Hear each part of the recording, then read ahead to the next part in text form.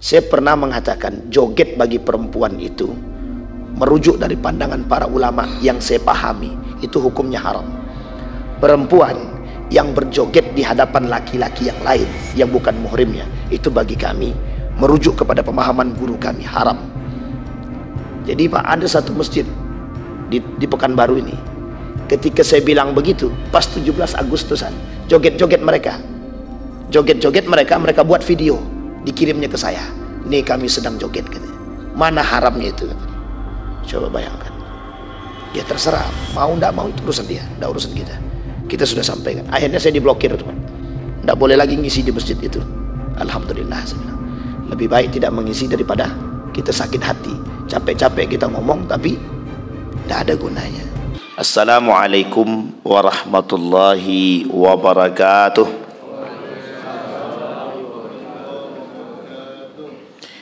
Alhamdulillahi rabbil alamin. Alhamdulillahilladzi an'ama bi ni'matil iman wal islam bihima tatimmus salihat. Ashhadu an la ilaha illallah wahdahu la syarika lah wa ashhadu anna Muhammadan abduhu wa rasuluh la nabiyya ba'd. Allahumma salli wa sallim wa barik ala hadzal nabiyil karim. Allahumma salli ala Muhammad wa ala ali Muhammad fil alamin innaka Hamidum Majid. Ya ayyuhan nasu taqu rabbakumul ladzi khalaqakum min nafsin wahidah wa khalaqa minha zawjaha wa batha minhuma rijalan katsiran wa nisaa'a wattaqullaha alladzi tasaaluna bihi wal arham innallaha kana 'alaikum raqiba. Puji syukur kehadirat Allah dengan mengucapkan alhamdulillahirabbil alamin, berselawat kepada Nabi dengan mengucapkan Allahumma salli ala Muhammad wa ala ali Muhammad fil alamin innaka Hamidum Majid. Bapak Ibu sekalian yang berbahagia, mudah-mudahan di subuh hari ini Allah limpahkan rahmat dan karunia-Nya kepada kita semua. Insyaallah kita yang hadir husnul khatimah. Dan untuk orang tua kita yang telah mendahului kita, Allah tempatkan di tempat terbaik di sisinya, Allah terima amal ibadahnya, Allah kumpulkan bersama orang-orang yang saleh. Dan kemudian untuk orang tua kita yang masih hidup, Allah sehatkan, Allah kuatkan, Allah limpahkan rezeki, Allah anugerahkan anak-anak yang saleh dan salihah. Amin ya rabbal alamin.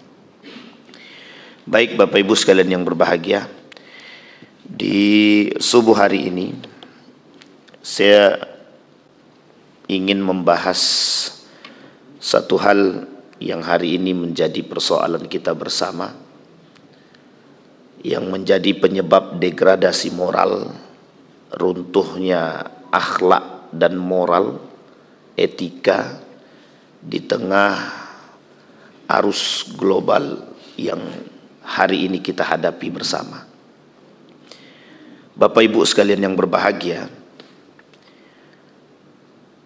berbicara tentang persoalan karakter jahiliyah.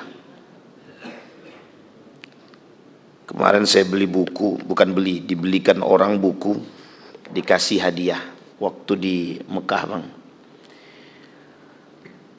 Beberapa hari yang lalu, judulnya penjelasan tentang masailul jahiliyah, masalah-masalah jahiliyah.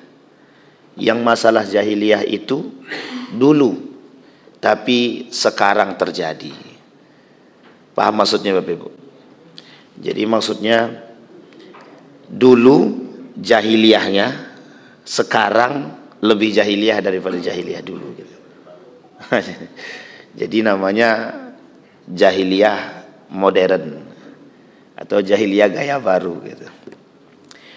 Penulisnya ini seorang ulama dari Madinah, Syekh Abdul Razak bin Muhsin Al-Badar. Nah, ini mesti tahu nih. Dihadiahinlah saya ini buku nih. Satu lagi tentang Al-Kabair, dosa-dosa besar, pengarangnya sama. Bercerita saya dengan ini, tidak ada yang live kan? Saya bercerita dengan salah seorang tokoh di Saudi itu. Jadi ketika kami sedang duduk mendengarkan kajian, kan ada di Masjid Nabawi, Masjidil Haram, itu ada halaqah. Ada kajian kayak gini, Pak. Setelah selesai maghrib, nanti disambung setelah Isya.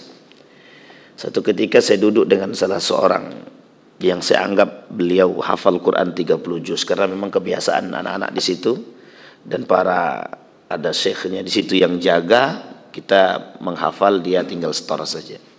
Saya tanya persoalan jahiliyah itu. Saya tanya tentang persoalan jahiliyah, bagaimana pandangan antum tentang persoalan jahiliyah di era modern. Beliau menjawab sederhana, sekarang tuh lebih jahiliyah daripada dulu, katanya. Coba bayangkan, apa maksudnya sekarang tuh lebih jahiliyah daripada dulu? Nah, nanti kita coba tinjau, betul enggak kalimat itu? Kita ulang sedikit pelajaran kita yang pernah, mudah-mudahan saya sudah pernah sampaikan. Kalau belum ya mudah-mudahan ini jadi materi yang baru bagi kita. Di dalam Al-Quran, Bapak Ibu, ada 4 karakter jahiliyah di dalam Al-Quran itu yang Allah sebutkan. Secara eksplisit disebutkan, mungkin yang lain banyak. Di dalam buku ini tebal, sekitar 100 lebih poin kejahiliahan itu. Tapi dalam Al-Quran dirangkum ada 4 kejahiliahan itu, karakter jahiliyah. Kata Allah, wa ta'ifatun qad ahammathum anfusuhum yazunnuna billahi bighairil haqqi dhannal jahiliyah yaquluna hal lana minal amri min syai' qul innal amra kulluhu lillah. Kata Allah, ada sekelompok orang di antara kalian yang berfikir seperti gaya berfikirnya orang-orang jahiliyah. Sekarang kita terjemahkan dulu jahiliyah itu apa. Bukan pakai terjemahan sendiri. Seorang ulama, kata para ulama, jahiliyah itu adalah pra-kenabian. Jadi sebelum Nabi dibaiat menjadi Nabi, berarti umur 40, di bawah umur 40 Nabi belum dibaiat menjadi Nabi. Berarti di bawah itu, kata para ulama, itu yang disebut dengan pra-jahiliyah. Ini yang disebut dengan masa kejahiliyahan gitu. Jadi 40 ke bawah. Tapi Nabi cerdas pusat pada masa itu. Nabi cerdas. Yang lain tuh cerdas juga, Pak, cerdas. Kita ambil bukti kecerdasannya. Abu Jahal cerdas, Abu Lahab cerdas, Abu Sufyan cerdas, Ibnu Abbas cerdas, Salman Al-Farisi cerdas, Musa Al-Ash'ari cerdas. Siapa yang tidak cerdas? Cerdas semua. Apalagi mereka sebagian daripada sahabat Nabi setelah. Jadi kapan mereka dikatakan sahabat Nabi? Setelah Nabi dibaiat jadi Nabi dan mereka masuk ke dalam Islam, barulah dikatakan sahabat Nabi, sahabatu Rasulullah sallallahu alaihi wasallam. Jadi kalau dia hidup di zaman Nabi, tidak masuk Islam, dia ketemu dia dengan Nabi, itu tak sahabat Nabi.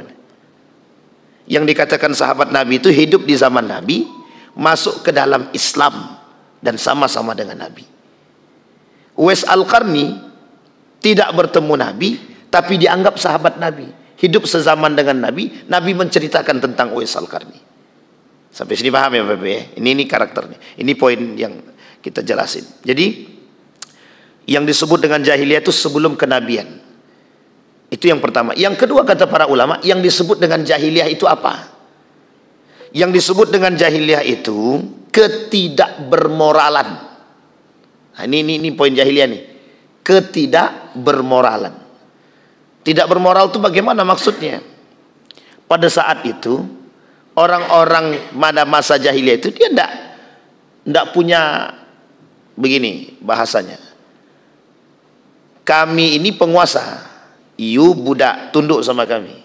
Nah, itu bahasa tidak bermoralnya begitu. Tapi pada saat itu, kalau ditinjau dalam tingkat kedermawanan, itu jauh lebih tinggi, Pak. Jadi sekalipun mereka tidak berduit, ini orang jahiliyah zaman dulu ya, orang Arab dulu, orang Quraisy dulu, sekalipun tak berduit, kalau tamu datang, itu mereka akan rela mencari, pokoknya harus bisa melayani tamu sebaik mungkin. Nah, itu bagusnya Pak. Sekarang kira-kira jahiliyah mana? Dulu apa sekarang? Duit banyak, jangankan tamu, semua diusir. Nah, ini contoh ya karakter gitu. Jadi orang jahiliyah, orang Quraisy dulu, itu kalau seandainya tidak ada duit, sekalipun duitnya minim gitu, tapi tamu datang, itu akan dimuliakan semulia mungkin itu. Dan ini adalah tradisi Pak, tradisinya orang jahiliyah. Jadi kedermawanan itu bagian daripada tradisinya orang jahiliyah pada masa dahulu. Kemudian ketidakbermoralan lain itu, mereka kalau minjamkan uang itu tidak tanggung-tanggung Pak. Kalau dipinjamkan 100 juta, baliknya harus 200 juta. Itu jahiliyahnya begitu. Oh, karena beliau kan ngambil duit saya, dan harusnya duit saya ini bisa saya pakai, dan dia kan ngambil keuntungan dari duit saya. Nah, itu logika berpikirnya begitu. Jadi semuanya pakai logika memang. Jadi kalau dibilang tidak pinter, bodoh, itu tidak juga gitu. Karena waktu itu secara matematika tinggi Pak. Jadi pinjam 100 juta, baliknya harus 200 juta. Lo kan dapat untung dari situ. Kalau mau minjam silakan, tidak ya udah gitu. Sebelum Islam datang, kedermawanan mereka diukur dengan model yang tidak bermoral juga sebenarnya. Emang mereka rajin bersedekah berbagi Pak. Jadi ketika ada kehidupannya kaum Quraisy itu, kalau ada tamu datang, sahabat datang itu kan dilayani itu Pak. Nah uniknya cara melayaninya dua. Satu dengan minum khamar, yang kedua dengan judi. Nah, di cara melayaninya begitu.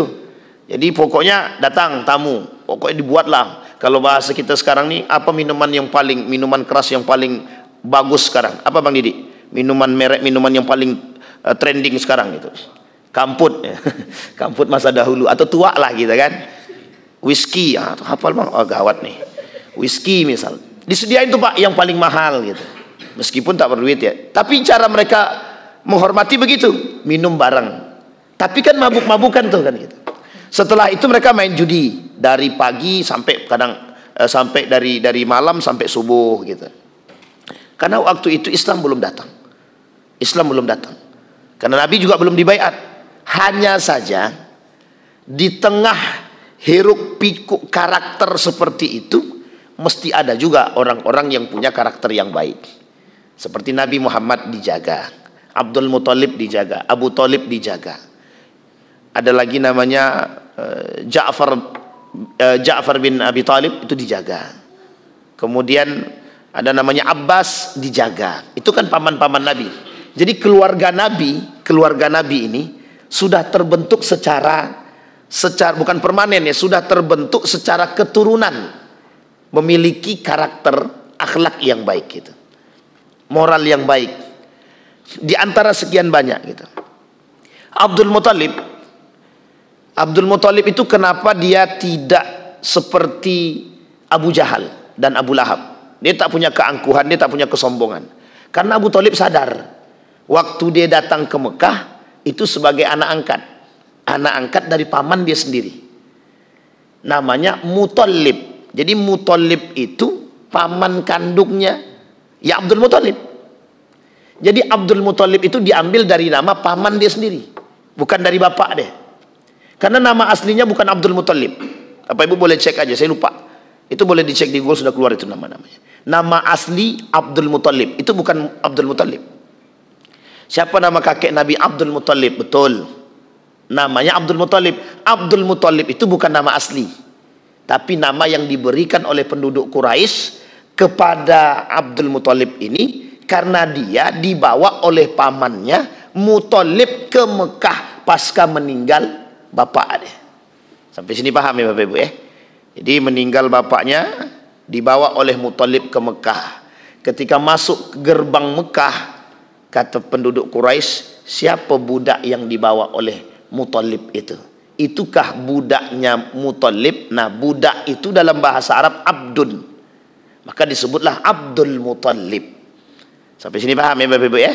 Nah, ini, jadi Abdul Muthalib itu datang memang dalam keadaan tidak memiliki apa-apa, karena dia dianggap sebagai budak.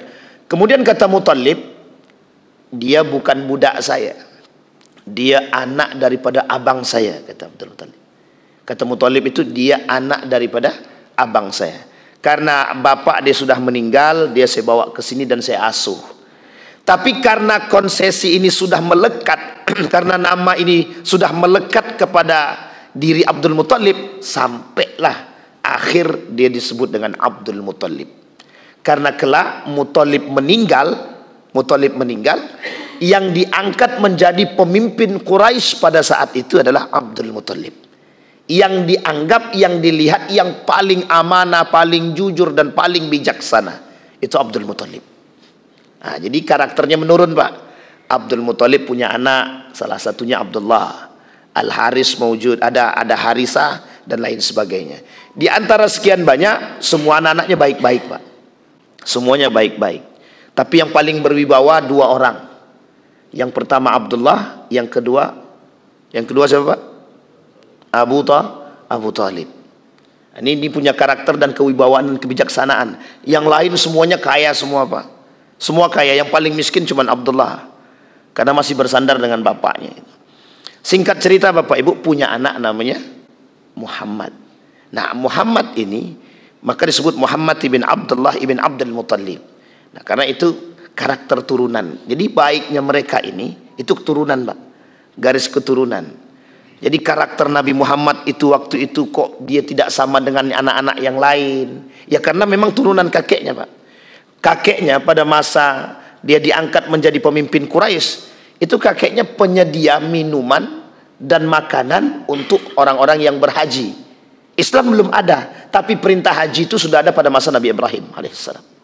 Jadi haji itu sudah ada sebelum Nabi. Perintah haji itu sudah dari dulu, Pak. Setiap Nabi punya perintah haji itu. Sehingga dari masa Nabi Ibrahim alaihissalam itu sudah ada perintah haji. Maka salah satu perbuatan orang Quraisy itu memuliakan kelompok itu, memuliakan para tamunya Allah itu, haji. Itu adalah menyediakan makan dan minum. Nah, salah satunya orang yang menemukan kembali air Zam-Zam yang hilang ratusan tahun, 200 tahun sebelum Abdul Muthalib itu, ya Abdul Muthalib itu. Jadi Abdul Muthalib itu menemukan kembali Zam-Zam setelah kabilah Khuza'ah menutup rapat-rapat Zam-Zam tersebut tak jauh daripada Ka'bah itu sendiri. Nah, jadi dulu, Pak, Ka'bah itu tak jauh dari Ka'bah itu ada banyak di sekitar Ka'bah itu patung-patung tempat sesembahan. Baik dari kabilah Khuza'ah, Tamim, Badr dan lain sebagainya itu tempat sembah-sembahan. Nah, kebetulan Khuza'ah ini perusak, pengkhianat, perusak, bukan jahiliyah lagi, pokoknya lebih parah daripada jahiliyah lah itu. Nah, kemudian disingkirkan, dikeluarkanlah dari kota Mekah. Kata Khuza'ah ini, kita tidak boleh keluar dengan tangan kosong. Gimana caranya? Diambillah, ditutuplah sumur Zam-Zam tadi, sampailah Abdul Muthalib dari masa Khuza'ah diusir sampai kedatangan Abdul Muthalib menjadi seorang pemimpin, tidak ditemukan yang disebut dengan sumur Zam-Zam. Jadi dalam sejarah sumur Zam-Zam itu pernah hilang.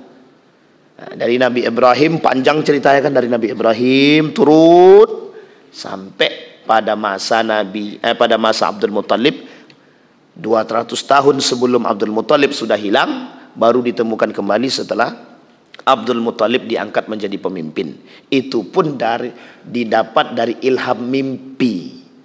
Nah, jadi dalam mimpi dia bertemu dengan entah nabi, entah malaikat begitu. Disuruh untuk menggali sumur. Namanya sumur barakah. Sumur barakah, sumur hidayah. Nah, maka digalilah oleh Abdul Muthalib tak jauh dari Ka'bah itu, maka keluarlah yang disebut dengan sumur Zam-Zam. Memang betul sejarahnya pada masa itu, tapi sempat hilang. Nah, kembali kepada karakter tadi.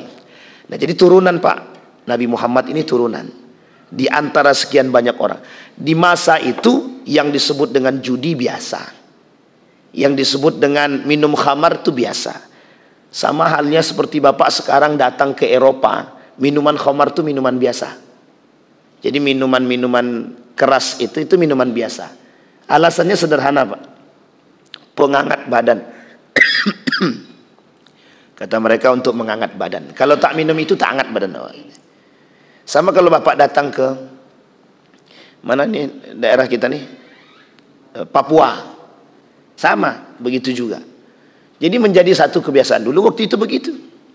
Jadi apapun makanannya, minumannya harus minuman-minuman keras pada masa itu. Apapun. Sebelum Islam datang. Dan karakter jahiliyah mereka, rusaknya mereka cuma di situ, Pak.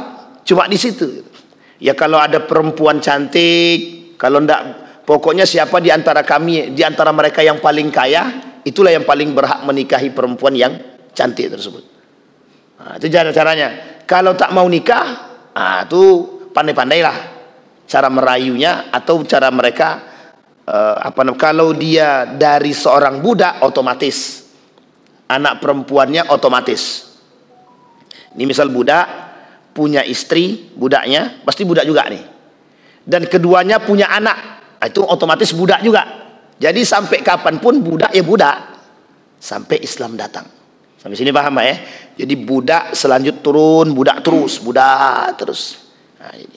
Nah, karakter jahiliyah pada saat itu, kalau seandainya mereka tidak minum khamar, tidak meminum minuman khamar ini, itu tidak wow. Nah, sama dengan anak zaman sekarang. Kalau tidak narkoba, tidak yes. Sama Pak, betul Pak. Waktu itu kalau tidak main judi, kalau mereka tidak main judi, berarti mereka bukan orang kaya. Paham maksudnya ini Pak? Jadi kalau mereka tidak main judi, berarti mereka bukan orang terhormat. Artinya apa? Kita balik Pak maknanya. Kalau dia main judi, kalau dia minum khamar, berarti tandanya dia orang kaya, dia orang terhormat. Sampai di sini bisa dipahami. Begitu modelnya Pak. Kalau sekarang, sama Pak. Sekarang tuh begitu. Kalau ndak main judi, ndak yes. Bukan judi apa, tapi judi online. Paham ya? Jadi kalau ndak judi itu ndak oke sekarang gitu. Nah, ini sebenarnya Ustaz mau mengatakan jahiliyah sekarang Ustaz gitu. Bukan, kita cuma mau kasih tahu aja. Ini loh model jahiliyah pada masa dahulu gitu. Nah, Bapak Ibu tinggal lihat kondisi itu. Nah, kembali kepada poin tadi. Kata Allah dalam poin yang pertama, azannal jahiliyah. Orang jahiliyah pada saat itu sebelum Islam datang, mereka berpikir bahwa Tuhan itu tidak ada. Mereka tahu Pak, Tuhan mereka yang mereka sembah itu, patung berhala itu, yang mereka sembah itu tidak punya kuasa. Tahu mereka, tahu. Tapi ketika diajak berpikir lebih sehat, ya mereka katakan, loh patung kami kan nggak bisa ngapa-ngapain. Loh sadar loh Pak, sadar ya, patung kami nggak bisa ngapa-ngapain. Jangankan memberi makan, membantu kami yang susah aja patung kami tak bisa. Cuma kami butuh dia. Tahu maksudnya Pak? Dia tak bisa bantu kami, tapi kami butuh dia. Jadi gimana maksudnya itu? Melogikakannya gimana? Ya memang tidak bisa dilogikakan Pak. Kadang sehat akalnya, kadang tak sehat. Sama dengan manusia sekarang kan begitu itu. Kadang sehat, kadang tidak. Kalau lagi sehatnya datang sama Tuhannya. Kalau lagi tak sehatnya hilang akalnya Pak. Jadi ketika itu Pak, orang datang menyembah itu bukan untuk mengatakan Tuhan itu kuasa, bukan. Simbol kalau kami punya agama. Simbol kalau kami punya Tuhan. Jadi kekuasaan Tuhan, Latta, Uzza, kehebatan Latta dan Uzza itu tak terpandang. Karena memang tidak punya kekuasaan. Hanya saja kami punya gengsi yang harus kami pertahankan dari dulu sampai sekarang. Sampai sini paham ya? Kami punya tradisi yang kami harus pertahankan dari dulu sampai sekarang. Menyembah Latta, Uzza, dan beberapa patung-patung yang lain yang dianggap Tuhan, itu adalah bagian daripada menjaga tradisi dahulu. Nah, jadi kalau sekarang ada orang yang menjaga tradisi judi, tradisi khamar, itu sebenarnya jahiliyahnya terlambat. Kenapa kita katakan terlambat? Dia baru jahiliyah sekarang. Itu sudah dahulu. Zamannya modern, gini, logikanya menerima modern, logikanya, akalnya menerima modern, tapi perbuatannya mengikuti jahiliyah. Ya tidak sinkronnya di situ gitu. Akalnya mengikuti perkembangan zaman, tapi perbuatannya kok masih datang ke dukun. Sampai di sini bisa dipahami ya. Kok masih datang ke dukun? Kita ambil contoh. Zaman dulu main bola itu kalau ditarkam itu Pak, antar kampung itu, lomba bola antar kampung, itu biasanya kiper-kipernya itu ada dukunnya di situ. Saya tak katakan pacu jalur ya, tapi saya katakan ini bola. Itu ada dukunnya Pak. Untuk apa? Biar jaga. Pokoknya nanti biar bolanya nggak masuk Pak. Kenapa Ustaz tahu? Saya pernah ikut. Ikut apa? Ikut ngantarkan ke tempat dukun gitu. Nah waktu itu kan nggak tahu, masih kecil. Dan waktu itu saya masih kecil, saya nggak tahu. Maksudnya kenapa sih harus pakai begini? Gitu. Kita masih kelas 6 SD kalau tak salah, apa kelas 1 MTS ya gitu.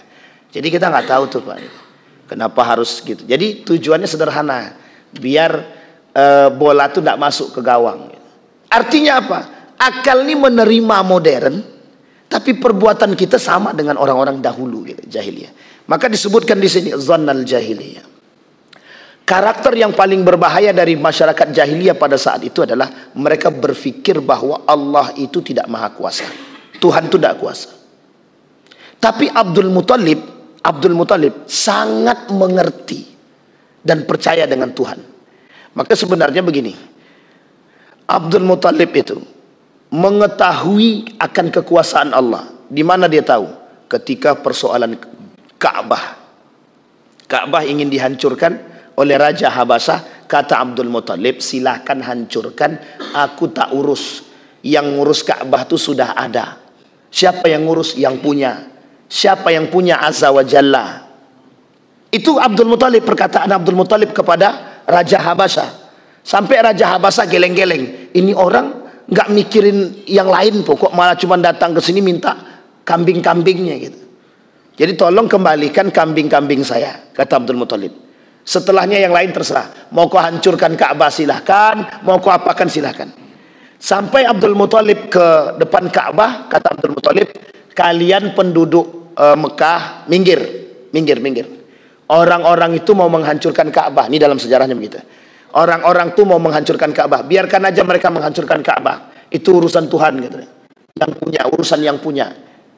Itu Pak mengapa Abdul Muthalib tahu bahwa Ka'bah itu bukan punya diri dia. Kami cuma disuruh untuk menjaga. Tapi yang lain tak begitu Pak. Yang lain tidak begitu. Yang lain paham bahwa cara berpikir mereka itu memang jahiliyah. Ya ada Tuhan. Mereka beranggapan ada kekuatan-kekuatan gaib yang mereka terima. Dan itu bukan dari patung mereka. Gitu. Kembali kepada poin tadi. Dzannal jahiliyah. Dan itu tidak dibenarkan dalam Islam. Nah setelah Islam datang, Nabi Muhammad membawa risalah ini. Risalah inilah yang kemudian ditolak secara mentah-mentah oleh orang kafir Quraisy. Alasan penolakannya sederhana, gengsi. Yang kedua, tidak mau budaya mereka, tradisi mereka ini terhapuskan oleh datangnya agama yang baru, yang oleh mereka sadar kebenaran agama ini, tapi mereka tolak. Ini poinnya Pak, poinnya. Orang zaman dulu, kedatangan Nabi Muhammad itu sadar dengan kedatangan risalah Islam, sadar akan kebenaran Islam, itu sadar Pak. Abu Jahal tahu, Abu Lahab tahu, Abu Sufyan tahu, semua pemuka Quraisy itu tahu kebenaran Islam. Tapi mengapa mereka tidak mau memeluk kebenaran itu? Alasannya sederhana. Satu, tidak mau meninggalkan tradisi nenek moyang. Yang kedua, gengsi. Yang ketiga, ada. Ini urusan kekuasaan, urusan jabatan. Kami kan pemimpin. Kalau nanti masuk ke dalam agama Muhammad, runtuh kepemimpinan kami, runtuh kekuasaan kami. Jadi setiap mereka ini memegang kabilah masing-masing. Kayak Abu Sufyan, dia pegang kabilahnya dia Pak, pengikutnya banyak karena kekayaan dia. Abu Lahab punya masa yang banyak. Kemudian Abu Jahal punya masa yang banyak. Dan semua mereka punya masa. Abbas punya masa. Punya orang-orang pengikut, kalau bahasa kita ini punya fans-fansnya lah. Mereka takut akan kehilangan seperti ini. Kalau Islam masuk, Nabi Muhammad sebagai seorang nabi, otomatis orang-orang ini tidak akan mengagung-agungkan lagi orang-orang yang tadi. Sampai di sini paham Pak? Itu yang disebut dengan pada saat itu mereka tidak mau memeluk Islam. Gengsi, takut budaya hilang, takut jabatan hilang. 3 ini yang paling besar, Pak. Berarti bukan persoalan Tuhan, Ustaz. Bukan. Secara garis besar mungkin nampaknya persoalan Tuhan, tapi sebenarnya bukan itu. Sama halnya dengan kondisi Nabi pindah di Madinah. Ada yang masuk Islam terpaksa, tapi tujuannya ingin membunuh Nabi, sakit hati gara-gara Nabi diangkat jadi khalifah, pemimpin. Nah, itu masalahnya di situ. Jadi kalau ada yang sekarang begitu, beda tipis dengan jahiliyah zaman dulu kan. Ada kan orang-orang yang sekarang takut tersingkir dari jabatannya. Ada orang-orang sekarang yang tak percaya dengan Allah, tapi dia sholat, dia puasa, dia zakat, kedukun jalan, judi jalan, khamar jalan, korupsi jalan, sholat jalan. Itu imbang. Dunia akhirat. Dunia dapat, akhirat dapat. Ya nggak bisa, Pak. Nggak bisa begitu. Nah, kembali kepada poin tadi. Itu namanya zannal jahiliyah. Jadi gaya berfikirnya. Nah, kalimat ini, ayat ini turun dalam perang Badar. Dalam perang Uhud. Jadi ketika dalam perang Uhud itu, Pak, kaum munafik ikut berperang sama Nabi. Kata kaum munafik, itu kan kita sudah menang. Di bawah itu ada harta rampasan. Yuk kita ambil sebelum diambil orang. Turun, Pak. Orang munafik ini ngajak pemanah-pemanah yang di atas, yang oleh Nabi jangan turun, kata Nabi, jangan turun. Tapi mereka tetap turun. Akhirnya kan mereka diserang oleh Khalid bin Walid dari Jabal Uhud yang tinggi itu. Itu mereka turun, Khalid bin Walid datang memerangi kembali. Menanglah orang kafir Quraisy di situ pada perang Uhud yang kedua. Jadi perang Uhud yang pertama menang mereka. Mundur nih rombongan Khalid bin Walid. Waktu itu Khalid bin Walid belum masuk Islam. Mundur Khalid bin Walid. Orang munafik yang ikut berperang menghasut, yuk kita turun ambil harta rampasan. Itulah terjadi terbunuhnya Hamzah itu, Pak, yang bunuh Wahsy. Nah, Wahsy masuk Islam, minta maaf sama Nabi. Kata Nabi, aku maafkan tapi kau jauhkan wajahmu dari diriku, kata Nabi. Nabi bilang sama Wahsy, aku maafkan dirimu tapi jangan kau jauhkan wajahmu dari diriku, kata. Nabi masih sakit hati sebenarnya. Tapi Nabi kok sakit hati, Ustaz? Manusia, Pak. Innama ana basyarum mithlukum. Tapi diobati. Tapi Nabi sudah maafkan. Bukan berarti Nabi tak mau bertemu ya, tapi Nabi sudah maafkan. Kembali kepada poin tadi. Nah, ini poinnya, Pak. Kata ketika dalam perang itu kan kalah nih. Yang perang Uhud kedua kalah. Apa kata orang-orang munafik tadi? Kata Muhammad, kita pasti menang. Kata Muhammad, kita dibantu. Kata Muhammad, Allah akan turunkan bantuan untuk kita. Lah kok kita kalah? Paham sampai di sini, Pak? Sehingga kata mereka, ini gaya berfikirnya. Kata Muhammad, kita bakal menang. Kata Muhammad, Tuhan bakal bantu. Toh buktinya kita kalah. Nah, ini kata orang munafik dalam perang Uhud yang kedua. Sehingga, Pak, di tengah kecamukan itu, orang munafik ini kabur, Pak. Lari dia. Orang-orang ini lari. Dia yang buat rusuh, dia yang menghasut, dia yang memaksa orang turun, dia yang mengambil rampasan, dia yang cinta terhadap duit, cinta terhadap harta, dia pula yang kabur. Sehingga dalam perang itu baginda Nabi luka nih, sampai di sini ya luka nih. Luka, termasuk luka parah lah Nabi waktu itu. Oleh Ibnu Mas'ud, Musayyab dibawa ke pinggir Nabi, kemudian mereka mengasingkan diri. Bapak Ibu, yang dimaksud di sini adalah ayat ini turun. Orang-orang yang tadi ikut berperang, mereka bilang, Tuhanmu tidak kuasa. Katanya Tuhan mau bantu, tapi kok nggak bantu? Nah, sama dengan manusia sekarang. Manusia sekarang tuh begitu berfikirnya, Pak. Dia sholat, Pak. Seolah-olah inna salati wa nusuki wa mahyaya wa mamati lillahi rabbil alamin. Ya Allah, aku serahkan segalanya untukmu.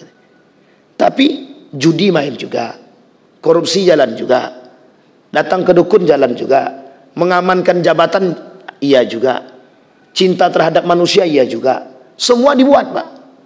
Kalau dulu jahiliyah dulu itu cuma sampai di situ, Pak. Tapi sekarang semuanya dibuat, Pak. Karena saking modernnya, sholat jalan, syirik jalan. Dulu tidak ada, Pak, sholat mereka tidak Islam kok. Mereka tidak Muslim, tapi mereka melakukan syirik. Ya, karena mereka nggak percaya sama Tuhan. Itu jahiliyahnya. Kalau sekarang tidak, Muslim iya, sholat iya, puasa iya, syirik jalan, dukun jalan, judi jalan. Pertanyaannya lebih parah mana? Orang zaman dulu, jahiliyah dulu, lebih beradab daripada manusia jahiliyah sekarang. Manusia yang sekarang sangat tidak beradab kalau sedang keluar. Jadi kalimat Allah dalam Al-Quran itu betul, Pak. Balhum adal. Manusia kalau tidak punya iman, dia tidak beradab, Pak. Lebih parah daripada binatang. Coba bayangkan. Solat dia, Muslim dia, menganiaya orang dia. Solat dia, Muslim dia, mengkapling laut dia. Solat dia, puasa dia, zakat dia, semua dia buat. Tapi mengambil harta orang lain secara paksa. Tapi itu lebih parah daripada jahil. Zaman dulu tidak begitu dia. Tidak begitu dia. Jahiliyah dulu, Pak. You punya berapa? Minjam duit 100 juta, balikin 200 juta. Selesai, Pak, sampai di situ. Berarti dia harus ngembaliin 200 juta. Kalau sekarang tidak. You pinjam duit berapa? 50 juta. Kalau dia tidak sanggup bayar, aku ambil rumahmu, ambil istrimu, ambil TV-mu, ambil tanahmu. Lebih jahiliyah mana? Lebih jahiliyah sekarang. Sangat-sangat jahiliyah sekarang. Dulu masih ada kemanusiaan, sekarang tidak punya, Pak. Nurani itu tidak ada sekarang. Ini karakter jahiliyah. Jadi kalau dibilang masalah jahiliyah, memang persoalan kita sekarang nih jahiliyah modernnya lebih tinggi memang. Dulu tidak ada namanya judi online, sekarang judinya online, Pak. Judi konvensional main, online jalan. Jadi dua-duanya. Kalau dulu judinya itu hanya untuk membahagiakan diri, bukan untuk mencari kekayaan lebih, tidak. Ya memang ada juga tujuan judi itu pada masa Nabi itu. Jadi ketika Nabi masuk ke Madinah, Nabi lihat tuh ada orang sedang minum khamar dan main judi. Nabi tanya, ngapain kalian? Sedang minum khamar, Pak. Turun ayat. Kata, yas'alunaka 'anil khamri wal maisir. Jadi ketika Nabi jalan, di hadapan Nabi ada orang sedang minum khamar, main judi. Kemudian Nabi lewat. Ketika Nabi lewat, mereka bertanya, yas'alunaka 'anil khamri wal maisir. Muhammad, mereka bertanya kepadamu tentang khamar dan maisir. Qul, kata Allah, katakan wahai Muhammad kepada mereka, fihima ithmun. Di dalamnya itu ada dosa dan ada manfaat. Manfaatnya sedikit, dosanya besar, mudaratnya besar. Itu sebab turun ayat. Belum diharamkan. Baru dikasih tahu manfaat dan mudarat. Yang kedua, sedang sholat. Tiba-tiba yang mimpin sholat ini orangnya habis minum. Ternyata ketika baca ayat, ada ayat yang salah. Turun ayat lagi. Kata Nabi, jangan kalian sholat dalam keadaan mabuk. Wala taqrabus shalah wa antum sukara. Jangan dekati sholat kalau kalian sedang mabuk. Karena kalau dia sholat mabuk, tidak jelas. Yang ketiga, turun perintah terakhir. Kata, innamal khamru wal maisir rijsun min amalis syaiton, kata Nabi. Itu pengharaman secara qat'i, mutlak. Khamar, judi, digandeng dua-duanya, Pak. Karena waktu itu dua-dua ini selalu berbarengan. Sampai sekarang. Orang main judi, kalau Bapak Ibu datang ke kasino itu, judi mesti ada jualannya. Apa jualannya? Minuman khamar, ada whisky-nya, ada itunya, ada Jack Daniel-nya kan. Wis kok tahu kan gitu. Ada Jack Daniel. Begitu, Pak. Main domino jalan, jualan khamarnya jalan. Karena bergandengan. Waktu itu judi dan khamar itu gandeng. Sebagai satu tradisi bagi mereka. Sampai hari ini. Kalau Bapak Ibu masuk ke bar-bar itu, judinya jalan. Kalau Bapak Ibu main apa namanya ini? Biliar itu sama biasanya. Kalau biliarnya yang ada barnya itu mesti jualannya juga khamar itu. Ada khamarnya, ada minuman-minuman kerasnya gitu. Nah, jadi tradisinya sama gitu. Dari dulu sampai sekarang 1400 tahun yang lalu. Kata Nabi, rijsun min amal syaitan fajtanibuhu. Kata para ulama Al-Quran mentafsirkan kalimat fajtanibuhu. Kalimat fajtanibuhu diartikan wajib menjauhinya. Perintah meninggalkan itu menjadi wajib. Maka hukumnya secara qat'i, mau sedikit bapak ibu minum, mau banyak bapak ibu minum, tetap aja haram. Misal, Ustaz, kami minum khamar cuman sedikit setetes, ndak mabuk doh Ustaz, haram. Ustaz, kami main judi cuman jongkok-jongkok aja nya Ustaz, haram. Nah, ini bentar lagi nih Pak. Sekarang, bukan bentar lagi, sekarang nih berarti. Hari Sabtu, Jumat, Sabtu, Ahad. Ahad 17 Agustus. Nah, ini yang kita khawatirkan, jangan sampai refleksi kemerdekaan itu dihiasi dengan perjudian. Kok bisa Ustaz katakan begitu? Nah, ini kita kasih tahu sedikit. Bapak Ibu, di dalam Islam itu ada yang disebut dengan at-tafrih, al-la'bu, hiburan, permainan. Itu dibenarkan dalam Islam. Boleh Pak, boleh. Cuma permainan itu apapun permainannya, ada yang dibenarkan, ada yang tidak dibenarkan. Permainan-permainan, semua permainan apapun itu bisa diharamkan jika ada unsur perjudiannya. Misal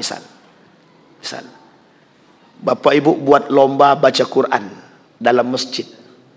Setiap orang datang bayar. Daftarnya bayar 50.000. Pesertanya ada 20. 50 kali 20 berapa? 1 juta bang. Ngitung itu pun susah. Sama, saya jadi mikir juga bang. 50 kali 20 berarti 500. Kali 2 lah, 5 kali 2 kan 1 juta. Kalau 1 juta ini Bapak jadikan hadiah, maka jadilah lomba baca Quran tapi judi. Sampai sini paham ya? Bisa dipahami belum Bapak Ibu? Saya ulangi sekali lagi. Misal ini lomba baca Quran atau lomba solawat lah. Kalau baca Quran terlalu ekstrim Ustaz, ya oke lah, solawat lah, agak turun sedikit lah. Lomba baca Quran di masjid, setiap peserta bayar 100.000. Ada 20 peserta, berarti 2 juta duit pendaftarannya kan. Dibelikanlah ke hadiah. Duit 2 juta ini jadikan hadiah. Yang menang dapat duit 2 juta. Paham sampai di sini? Ini jatuhnya judi. Judi. Disepakati oleh para ulama model seperti ini haram dan ini judi.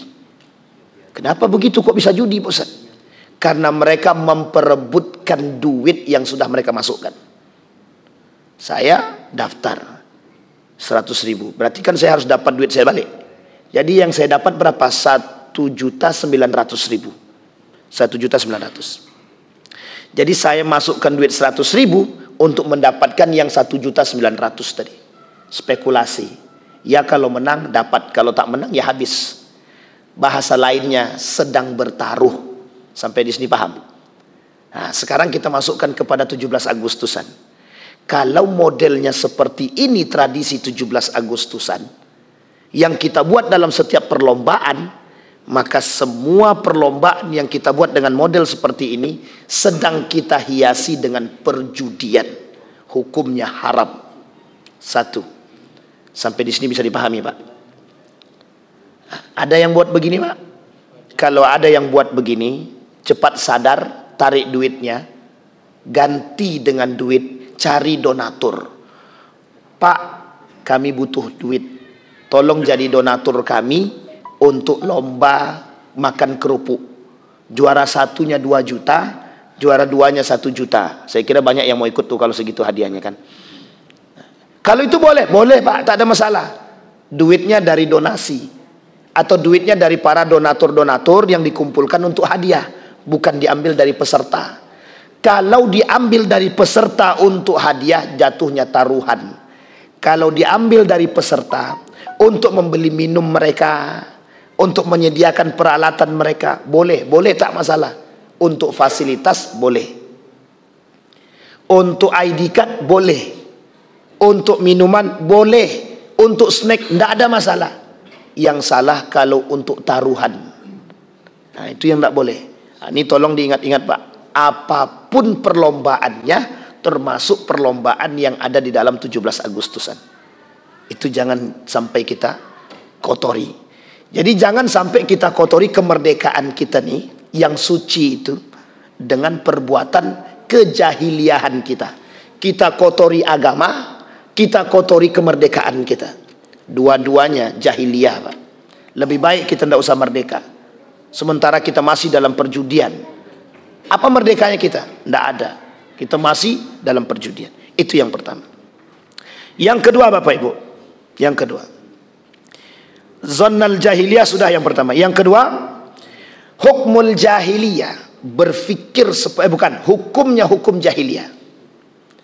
Kita masih ngambil hukum-hukum jahiliyah, tradisi-tradisi adat istiadat yang bertentangan dengan agama kita masih pakai.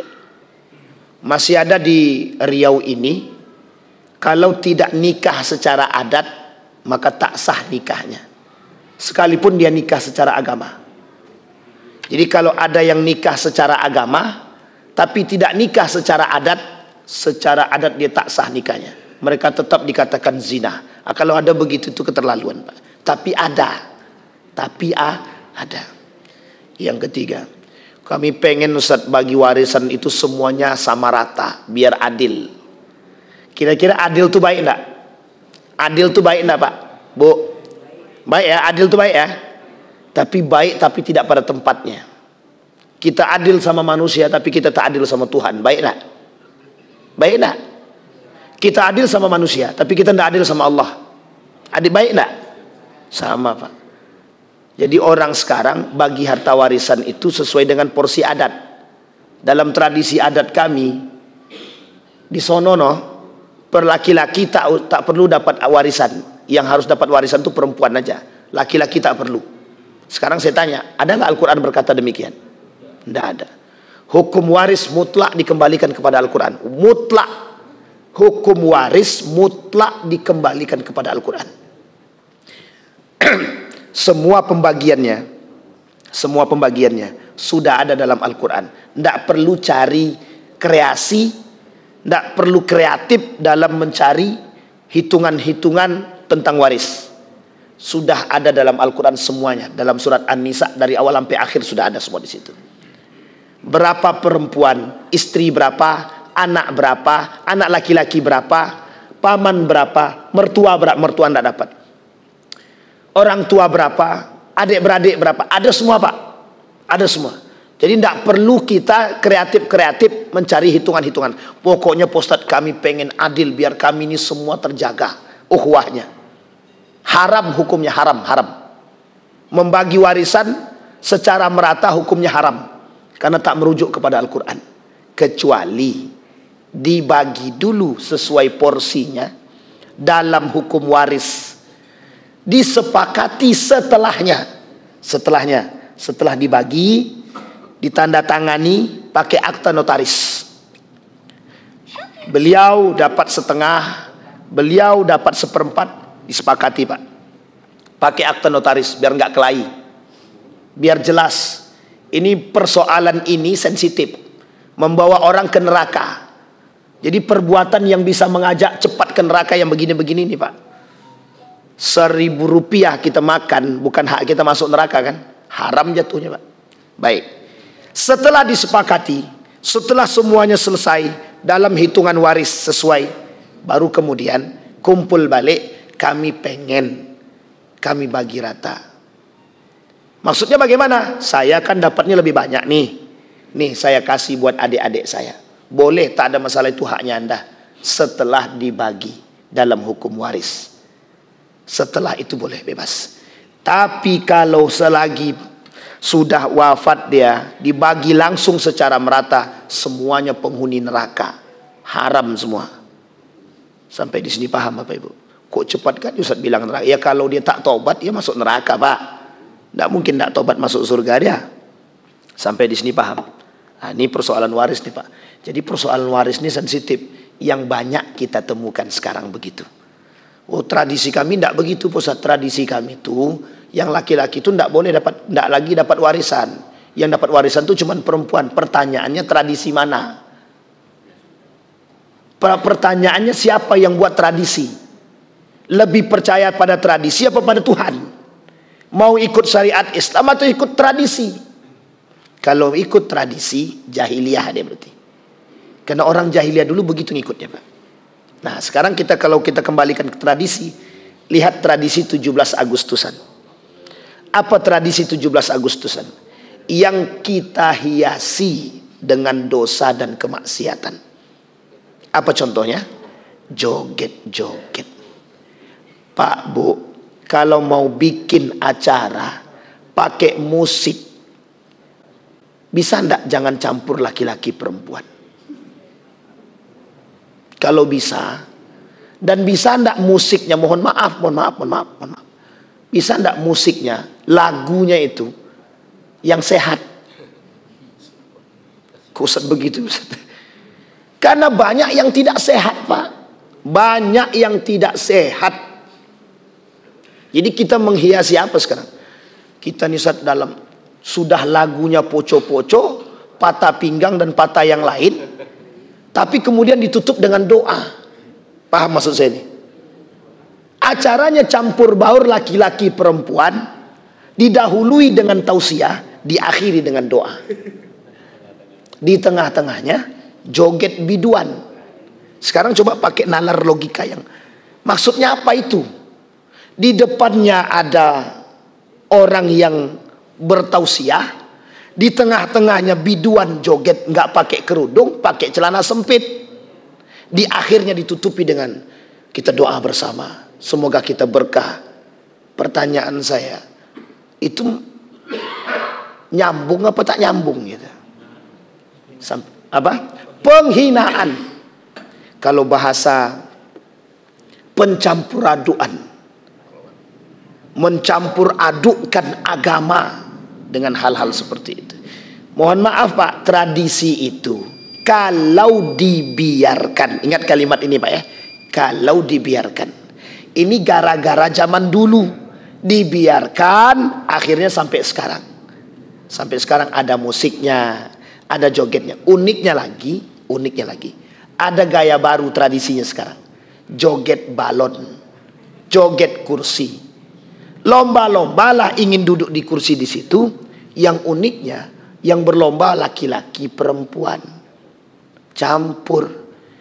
Ya saya tidak mau suuzon Pak, tapi memang nampak di mata begitu. Gimana kita mau suuzon? Itu faktanya begitu. Itu tradisi yang menyesatkan itu Pak.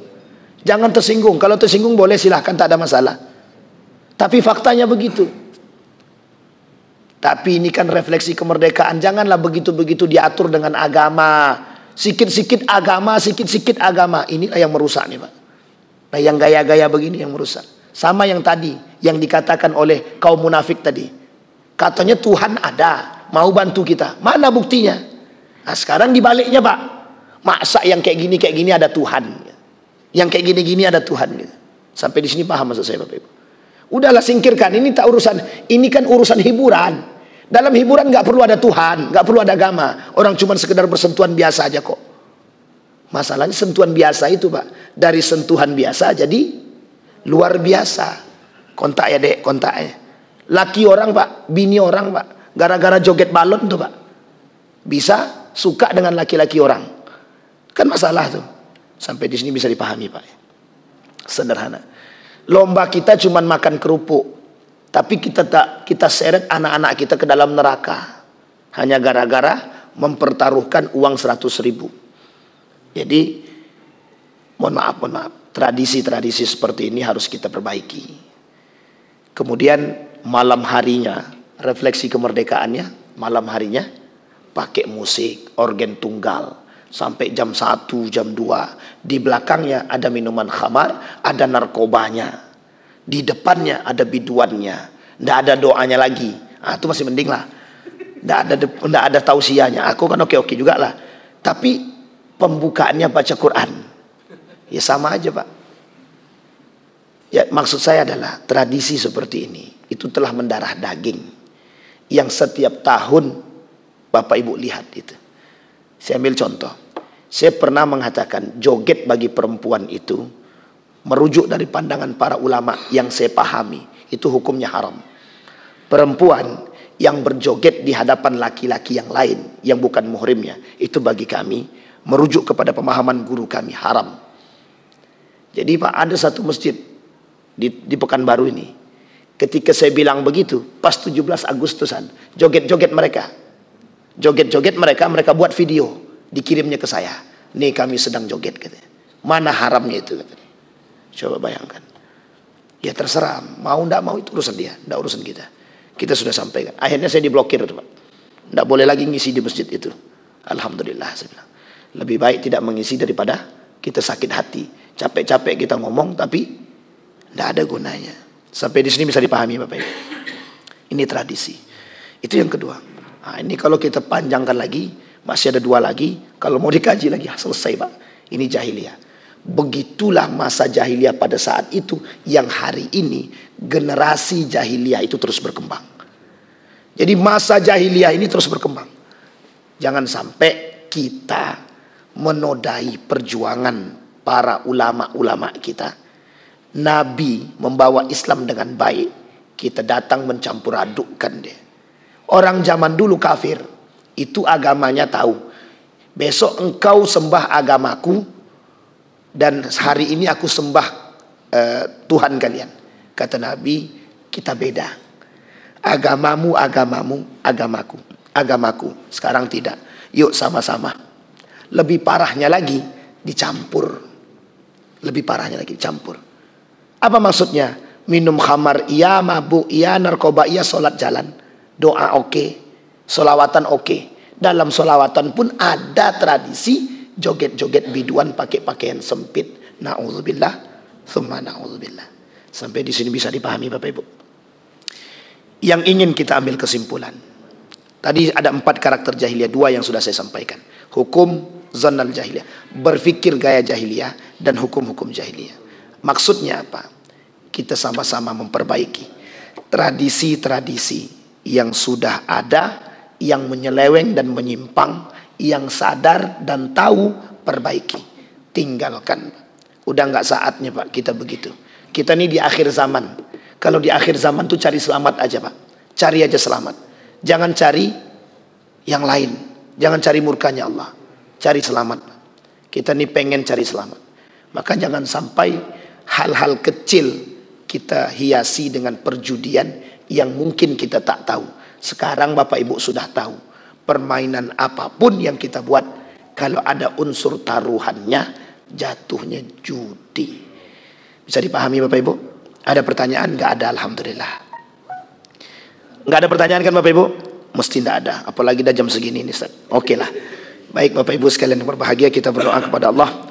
Mudah-mudahan apa yang kita sampaikan di subuh hari ini ada baiknya, ada berkahnya, bisa menambah pengetahuan kita untuk bisa tetap istiqamah dalam kebaikan, terus menjaga diri agar tidak terjerumus dalam kesalahan-kesalahan yang sedikit yang berakibat fatal dan merusak amal ibadah kita. A'udzubillahi minasyaitonirrajim. Bismillahirrahmanirrahim.